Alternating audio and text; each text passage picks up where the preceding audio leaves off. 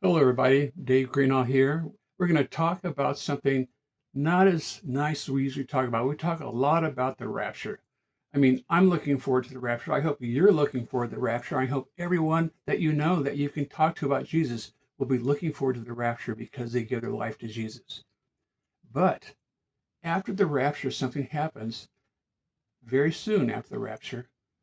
The Antichrist steps into the scene and starts taking over the world. But the 7 year tribulation brings 7 years that are worse than ever recorded on earth. And Jesus said, worse than there ever will be. So that's one reason he went and took back the church, the true believers, to rescue them out of there, because the earth will become what they call Jacob's trouble, or really a time of just punishment by God for people to reject him and reject him and reject him over and over and over. So let's try to look at it today and figure out why there has to be a tribulation. First of all, the tribulation prepares Israel for the coming kingdom. That's what we're talking about. It gets them to the point they're so cleansed by finally turning. They lose 2/3 of their population, and the 1/3 that is left will turn to him and cry out for Jesus, Yeshua, to come, knowing that he is truly their Messiah. And it shows this in the Bible. In Zechariah, it says, in the whole land, declares the Lord, 2/3 will be cut off. The Jewish people will be cut off be killed during the tribulation, and 1/3 shall be left alive. And I will put this third into the fire, being refined to make them pure. And the refining them, that just as silver and as gold is tested. They will call upon my name, and I will answer them, and I will say, they are my people, and they say, the Lord is my God. That's from Zechariah 13:8-9. See, they had to go through testing to finally turn to the Lord, realize that Jesus that came before is the one they're looking for. And this will happen during the tribulation.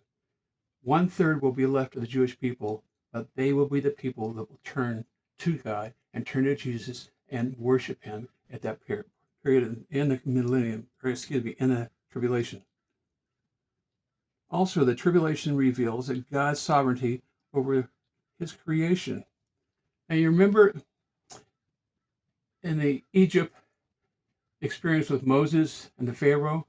Well, as Moses told Pharaoh, let my people go, God says, he got tougher, stiff-necked more, and rebelled and mocked God. And plagues, pestilence, everything came upon them to finally said, leave, get out of here, and take your people with you. Well, this time it's even more of a burden for God to have the whole world stop mocking them. And we are mocking God today the way we live. We deny God exists. We make jokes about him and Jesus. So God's not really happy with the world right now. And he is coming to this final time of judgment, the last 7 years on earth. And they will be the worst. They will be the worst. And also, the tribulation redeems a host of believers from around the world. Not just those 1/3 of Jews will be saved, but millions around the world will be saved during that time period. Most of them that refuse the mark and give their allegiance to Jesus will be killed in. And they're the martyrs that are talked about in the book of Revelation. They're crying out, have vengeance for us, Jesus. Come back and have vengeance. And they will be there. And it's probably going to be the biggest revival or amount of people ever saved on earth at one time. In 7 years, a great revival or people turning to Jesus. And also the tribulation reveals that, will revive Israel for her Messiah. For Jesus to serve as king for 1,000 years, he needs a pure people that have given their lives to him, that have been saved. And he will be King of Kings for 1,000 years here on earth. That's what it says in the Bible. That's another reason he has to return. He has to fulfill prophecy, and Jesus will rule for 1,000 years. And that's going to happen right after the rapture, within a very short time period. And if you look at it that way, the main purpose, after everything is made clean, all the believers that are saved, as far as during that tribulation period, the ones that are going to be with Jesus before The tribulation is over. The ones that are under the throne crying out for vengeance. And the Messiah's people, the Jewish people that are 1/3 of the population left to get saved, they will be there waiting to be with him as he comes back at the end of time and sets his feet on the Mount of Olives and rescues his people. And then they will clean everything up, and it'll be time for that 1,000-year reign. Are you ready for that 1,000-year reign? No, I hope you're saved already and you're ready for the rapture.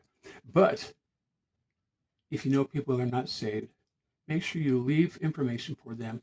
Tell them about Jesus now, but leave information around, pamphlets, Bible, DVDs, whatever, in case they're left behind, so they'll know this is a testing time for them and they have to turn to Jesus or forever be lost like the others will be.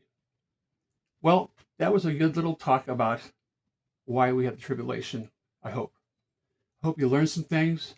We'll be talking about things just like this, similar in the Bible, as we go through one by one thing and really try to get an idea, why does this time period happen?